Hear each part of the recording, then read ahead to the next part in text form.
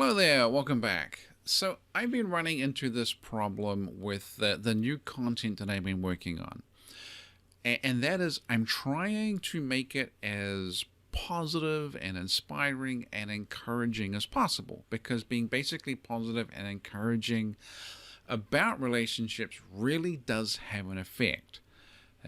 Because if you're endlessly negative or down and you're always talking about relationships having, potentially huge problems or red flags or traps or quicksand or whatever it is, after a certain point, it just feels like the underlying message is that relationships all kind of suck and you probably shouldn't have one. That your relationship being bad or difficult is just normal. So I really do want to have this sort of positive approach because that really does have an effect. Unfortunately, I keep seeing things where I think I really do have to say something about it, because that's a real thing, that's a real issue, it really could affect someone, and that's a real potential landmine someone could stand on. And as soon as I start talking about them, talking about the possibility of divorce, talking about the possibility of cheating, or living with someone who has some kind of emotional disturbances or whatever it is, as soon as I have to talk about those, it's just like everything goes clunk, stops dead, and suddenly everything is heavy and not necessarily negative, but certainly heavier and a little bit darker than that positive tone that I'm looking for.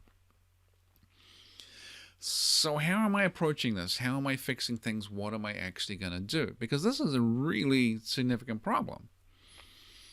So here's the way I think about it now. When people go looking for relationship advice, they don't just look for advice because they're looking for advice. They're looking for advice because they have some really significant, painful aspect of the relationship that they're in, and they really want to fix it. And then they start this 3-year or longer journey to actually find the advice for them that is going to work. Because no one reads one book on relationships and finds the answer that they're looking for. No one does 3 counseling appointments and finds the answer they're looking for. No one listens to one audio book, watches one video, takes one course, does one retreat weekend, and gets that answer they need straight away. It's this long, sustained process of getting your information, processing it, dealing with your own emotions, carrying it out, making it all happen. And it can actually take several years to actually get the advice that is going to work. And unfortunately, sometimes by the time they actually find the advice that would have worked, the relationship's already reached this place where it has just failed. So there's this long process. And that long process only ends in sort of 4 ways. And this is something I talked about right from the get-go when I wrote my first book. This process ends in what I call the 4 outcome matrix. And that is, the first outcome is some form of toleration. The relationship's going to kind of stay the same as it is to some degree, but instead of trying to fix it, the person is just going to sort of accept and tolerate that there's some real limitations to this relationship and just work around, use your workarounds and kind of live with it. The second outcome is divorce. They realize this relationship is horribly unfixable. There's nothing they can do. They just get exhausted and give up and want to bring it all to an end, go into something else. The third one is some form of open marriage or cheating or going outside the relationship. And I'm obviously not advising people to do that, but I am saying it is a possibility and something that happens. So it's just a possible outcome. And the fourth one is that there is a renaissance to the relationship. The relationship really improves. It gets better. It gets stronger. It gets happier. And the difficulty is, and that's, of course, the outcome everybody wants. Sure, I want this renaissance. I want it all better. How do I do that? The trouble is that outcome is a 2-player game. And I've seen this dozens of times now where the person that I'm talking to is doing everything right. They're really trying. They really care. They're following all the greatest advice that I give them. But it's all just like, throwing spaghetti against the wall and hardly any of it sticks because the other person is just done, is checked out, or is damaged, or whatever. And you can't get that relationship renaissance because the other person isn't willing to play. And that's incredibly frustrating and painful and horrible. And I know I'm meant to be all outcome independent of what happens too, but it's frustrating and aggravating for me as well, in that I can give great advice. I can pour time and energy into the person I'm talking to. I can hope for the best and want all the best to happen, but I'm also powerless in the face of the other person and the relationship just not wanting to do anything. And so that is just part of the reality. In terms of the best outcomes, the greatest form of success that we're looking for, you can't really promise it. There are no magic bullets that work for everything. There are no solutions that are going to work every time. And to be quite blunt, anyone that is promising that either doesn't understand how relationships really work. They're just not educated enough. They can believe they know how to make them work, but they really just don't have enough skill. Or they know they don't have enough. They know they don't have the leverage to make that happen, but they're going to say they can do it anyway because they want to sell whatever product they have. And that is kind of dark and a little bit cynical. So I don't think you can promise perfect success.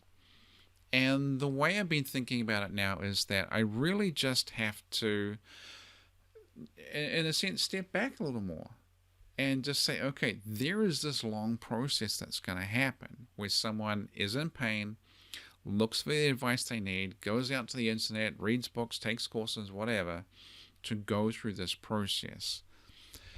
And my role now, the way I'm thinking of it more and more, is that rather than trying to get them to any one particular outcome and saying this is success if they reach it, it's simply to try and make that process go as quickly and smoothly and as cheaply with as little drama as possible to just shorten that whole process, to get them from where they are to an outcome that they can live with. Because if I can get that down from 3 years down to 2 years or 1 year, that's a really significant benefit. So my job becomes giving them the tools and the insight and the analysis of where they are in that process and help them along. So coming back to the positivity thing, because this is the question I've been trying to answer for myself. All that positivity is really about that relationship renaissance outcome, because that is the positive one. That is the happy one. It's perky. So if the content that I'm working on fixates and focuses on nothing but that, while acknowledging that there are these 3 other outcomes, it means I don't have to go into, down the rabbit hole of these 3 other outcomes and distract from talking about what is going to make that improved relationship really work.